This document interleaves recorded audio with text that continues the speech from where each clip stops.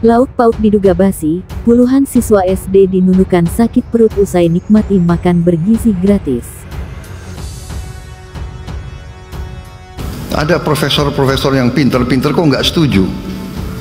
Heran saya. Profesor pinter atau bodoh, saya nggak tahu itu. Memang banyak yang mengejek Prabowo Subianto. Saya memang sudah biasa diejek. Dari dulu saya diejek. Dari dulu saya difitnah. Sekarang pun mereka tidak percaya. Apa iya kemiskinan bisa dikurangi, ya kan?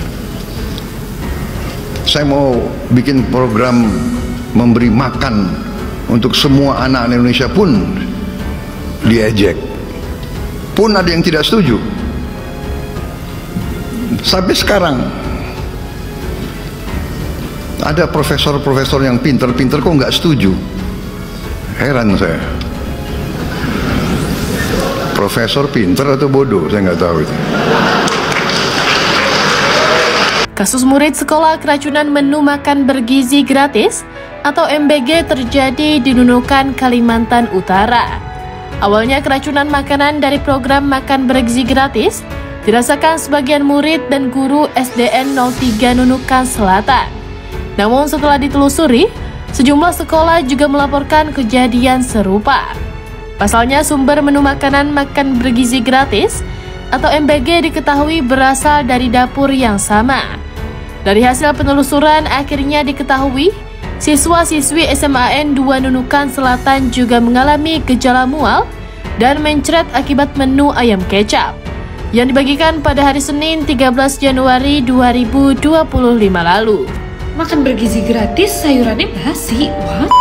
Beneran guys, BPOM menemukan sayuran basi di makanan bergizi yang sekarang udah disebarin di mana-mana. Lokasinya tidak diungkap karena takut nanti masyarakat di sekitar situ malah panik ke depannya. Yang jelas setelah penemuan itu BPOM menekankan bahwa peranan untuk memastikan makanan-makanan ini aman agar tidak berdampak negatif untuk yang nanti mengkonsumsinya, terutama untuk anak-anak sekolah, ibu hamil, dan kelompok rentan lainnya. Kita semua tahu sekarang programnya sudah mulai berjalan dan ini memakan anggaran yang sangat amat besar, 7,1 triliun rupiah dari APBN 2020. BPOM juga menegaskan bahwa sayuran basi ini ditemukan dan berhasil dicegah untuk disebarkan ke masyarakat. Karena bahaya banget ya, bisa sampai keracunan dan lain-lain tuh pasti kalau menyebar. Terlalu karena agak pahit dan tahunya juga agak sudah kecut, kurang gara-gara lauknya tuh dikit, stiknya juga kurang enak. Yang kecil, yang adiknya itu yang cerita kami makan di sekolah tapi tidak sama kayak kemarin itu, ini lauknya sudah basi, tempenya sudah basi, sampai ada temannya yang muntah sampai menangis. Saya sejujurnya merasa prihatin kepada anak-anak yang diberi makan gratis tersebut karena terlihatnya sangat seadanya. Tapi saya juga tidak bisa menyalahkan para ahli gizi dan juga juru masak yang sudah membuatkan, yang sudah memproduksi, karena mereka juga saya percaya sudah melakukan yang terbaik dengan sumber daya yang bisa dibilang terbatas.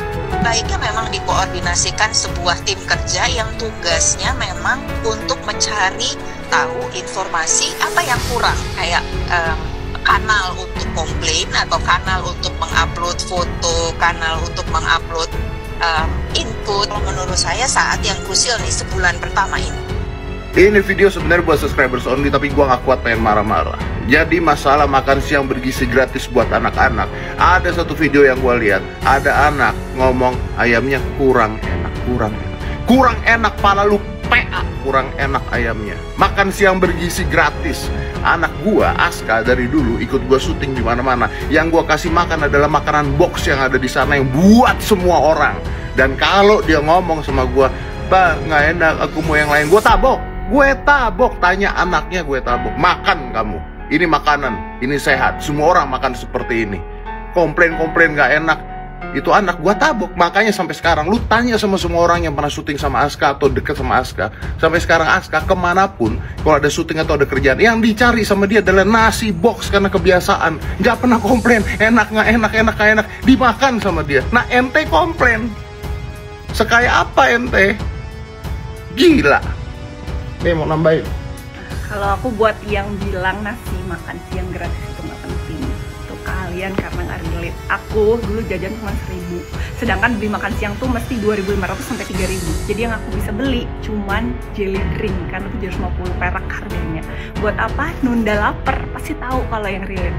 Jadi kalau yang bilang nggak penting itu karena nggak relate, mending diem. Itu. Iya, yang nggak enak itu bukan ayam. Masuk sekolah pagi-pagi itu nggak enak. Makan bergizi gratis. Dari awal di nama itu makan bergizi gratis tidak ada kata-kata enak di situ. Nama sebelumnya aja makan siang gratis, tetap nggak ada kata-kata enak di situ. Jadi kalau ada anak kecil yang ngeluh ayamnya rasanya aneh, sayurnya bikin enek, sayurnya udah basi, salah anaknya. Salah orang tuanya tidak mendidik anaknya untuk membiasakan makan sayur enek. Itu pasti orang tuanya mendidik anaknya jadi picky eater. Makanya jangan biasain orang tua ngasih makan makanan enak di rumah, biar nanti anaknya biasa pas di sekolah makan makanan bergizi gratis. Itu jadi jangan ngeluh kalau nggak enak. Emang nggak ada tulisan enak di situ. Belum lagi ada berita yang keracunan. Kan nggak ada tulisannya makanan tidak beracun. Dibiasain makanya anak-anaknya di rumah makan racun biar nggak jadi picky eater di sekolah. Gue sangat yakin kok Deddy Corbuzier itu sadar statement itu memang bodoh. Tapi kenapa dia tetap pede ngeluarin statement kayak gitu? Mengeksploitasi kebodohan. Ada teori yang dapat menjelaskan hal ini. Dan ini berulang kali digunakan oleh rezim kekuasaan kita. Selain statement nyebelin si Om Squidward ganteng ini, statement yang lain kayak Prabowo bilang sawit itu juga hutan karena punya daun. Jokowi pernah bilang bukan mudik tapi pulang kampung. Atau Gibran sengaja mengeksploitasi bansos Wapres Gibran. Ini kan hal-hal yang bodoh ya, dan mereka sadar. Tapi kenapa mereka tetap lakuin? Dapat dijelaskan dengan teori social identity dan juga teori hegemoninya Antonio Gramsci. Teori ini menjelaskan tentang pentingnya statement-statement yang kontroversial. Itu satu untuk dominasi politik kekuasaan, dan juga yang kedua adalah untuk memperkuat sesama golongan. Atau gampangnya, Deddy itu nggak lagi ngomong sama kita yang intelek, mungkin yang kritis, yang objektif, yang siap rasional. Deddy itu lagi ngomong sama mereka yang fanatik, mereka yang harga mati, mereka yang so-called kita sebut IQ 58. Makanya Deddy bilang tadinya pengen di-post di subscribernya. Ya subscribernya kan begituan semua isinya. Lu udah lihat belum, Rin? Kalau beberapa siswa yang pada saat itu diwawancarai tentang makan bergizi gratis, itu jawabannya kocak sekaligus miris. Ada yang bilang gak nafsu makan karena gak enak. Ada yang bilang ayamnya terlalu keras. Dan ternyata inilah solusi dari Pak Ahok. Iya, Dek. Gue udah lihat sih video itu. Ini kocak sekaligus miris sih. Jadi kayak kualitas makanan itu gak terjaga. Iya, nah ternyata beberapa waktu lalu sebelum makan bergizi gratis ini dijalankan, Pak Ahok itu pernah diwawancarai oleh Mbak Najwa Shihab. Nah pada saat itu Pak Ahok ngomong kalau makan bergizi gratis itu nggak usah diserahkan pada produsen tertentu. Bisa jadi lahan basah di situ. Serahkan aja uangnya ke orang tua. Nanti makanannya dikontrol dan harus disajikan sesuai dengan menu yang diberikan. Bener juga, Ri. Kalau seandainya orang tua yang ngebuat makanannya sendiri kan lebih enak. Iya bener kan? Jadi lebih sesuai dengan selera masing-masing anak. Karena orang tua sendirilah yang tahu bagaimana kesukaan dari anak itu. Ya tentu aja harus bergizi. Ada daging, sayur, dan lain-lain. Jadi bakal ada petugas yang mengontrol pemberian uang itu dan menu makanannya. Jadi nggak perlu repot disediakan langsung oleh produsen tertentu atau harus disediain dari sekolah. Pertanyaan berikutnya, kenapa program makan bergizi gratis ini sampai harus dibela segitunya? Luhut sampai bilang yang kritik itu sok tahu. Deddy sampai bilang statement yang melegalkan kekerasan kepada anak sebetulnya. Ada jurnalis yang dipaksa hapus video, siswa yang bikin minta maaf karena nge-review program ini. Kenapa harus dibela? Karena program ini adalah flagship programnya Prabowo Subianto, bukan IKN. Maka kekuasaan Prabowo perlu membuktikan dan perlu memanipulasi opini publik bahwa program ini ya baik-baik aja, nggak ada cacat. Karena kalau sampai program ini di mata publik jelek, sedangkan program ini adalah yang bikin dia terpilih di pemilu, yang dia suarakan tiap saat, yang paling terkenal lah programnya, bisa-bisa dia nggak kepilih di periode kedua. Atau lebih parah, bisa-bisa dia nggak akan sampai 5 tahun nanti. Makanya cara paling gampang adalah bikin statement yang kontroversial, Yang penting para IQ 58 ini semuanya solid dan semuanya bersatu. Seperti statement anehnya Ali Hamzah, Deddy Corbuzier, dan sebagainya. Paling gampang itu. Jadi besok-besok kalau lo makan keracunan, udah bersyukur aja. Kalau kata Deddy, makan 6 juta aja masih bisa keracunan kok.